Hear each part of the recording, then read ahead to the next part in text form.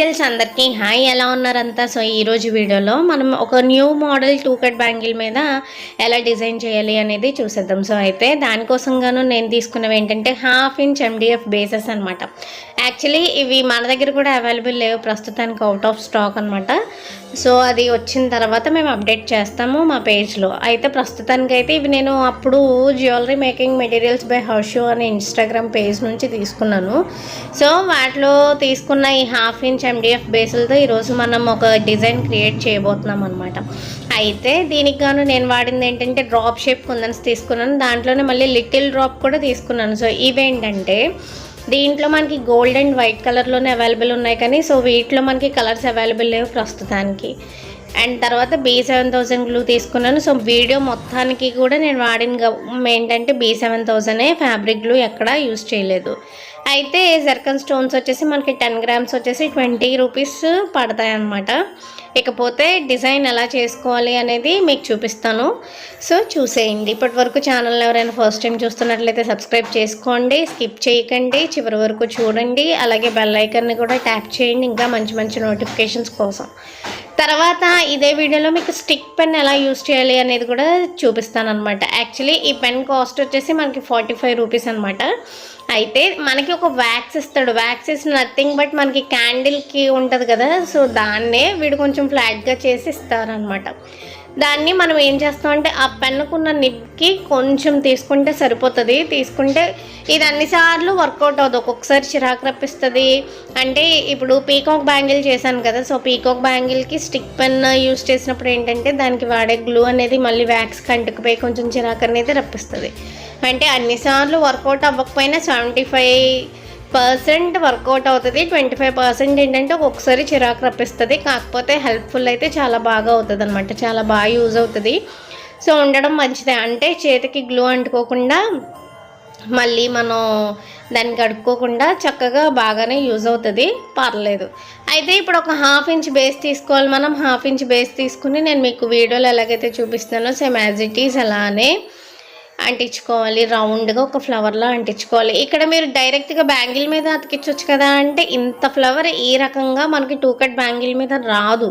ఒకవేళ వచ్చినా మళ్ళీ దాని మీద మనం 3D డిజైన్ని ట్రై చేయలేమన్నమాట. సో బ్యాంగిల్ అనేది దాని విడ్త్ అనేది సరిపోదు మనకి అతికించుకోవడానికి, అందుకని ఈ రకంగా ఒక బేస్ని తీసుకున్నాం. ఇక్కడ ఏంటంటే మళ్ళీ ఈ బేస్ చుట్టూరు కూడా మనం స్టోన్ చైన్ కూడా అతికించవచ్చు, కానీ అలా అతికించినప్పుడు నాకు ఎందుకో అది సరిగ్గా నచ్చలేదనమాట. నచ్చలేదని చెప్పి తీసేసాను. సో ఇలాగే బాగుంది. ఇంకా మీరు ఏమైనా ఎక్స్ట్రాడినరీగా చేయాలి అనుకుంటే గోల్డ్ పెయింట్ ఉంటుంది కదా, సో ఆ పెయింట్ని బేస్కి వేసుకుంటే ఇంకొంచెం బాగా కనిపిస్తుంది.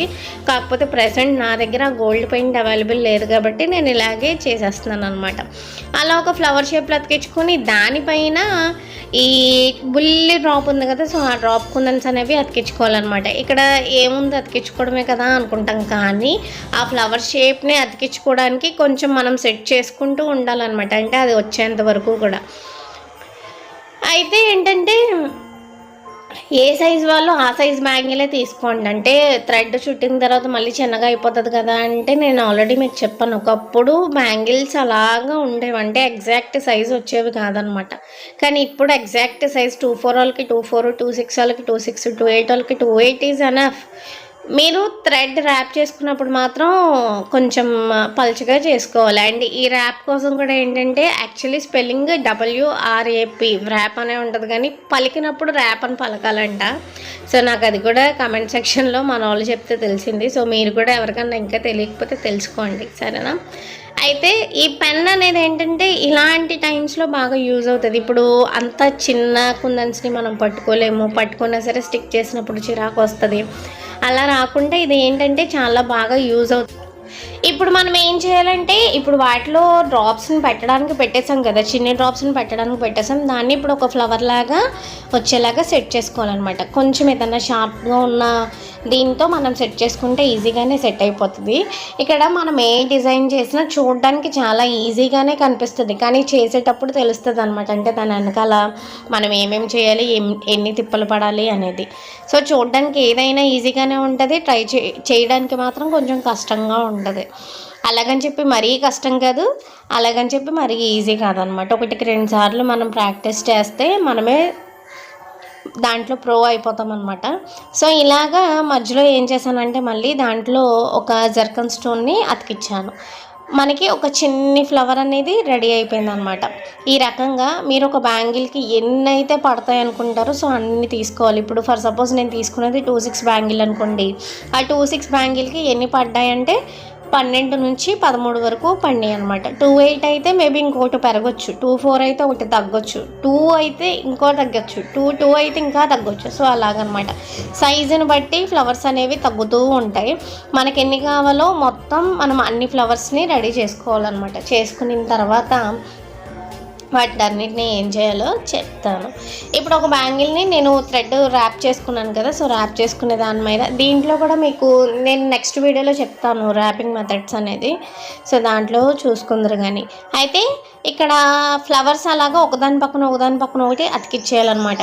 ఇలా అతికించినప్పుడు ఏంటంటే మనం 2 కానీ 3 అతికించుకుని ఒక 15 to 20 minutes అలాగా పక్కన పెట్టేయాలన్నమాట. లేకపోతే ఏంటంటే B7000 గ్లూ అయినా ఫ్యాబ్రిక్ గ్లూ అయినా సరే వాటిని అతికించుకున్నప్పుడు ఒకదాని పక్కన ఒకటి అతికించినప్పుడు మనం గ్యాప్ ఇవ్వకుండా అతికిచ్చేస్తే మొత్తం పడిపోతాయి అన్నమాట మెల్లమెల్లగా. అందుకని 3 చెప్పున కొంచెం గ్యాప్ ఇస్తూ అతికించుకోవాలి.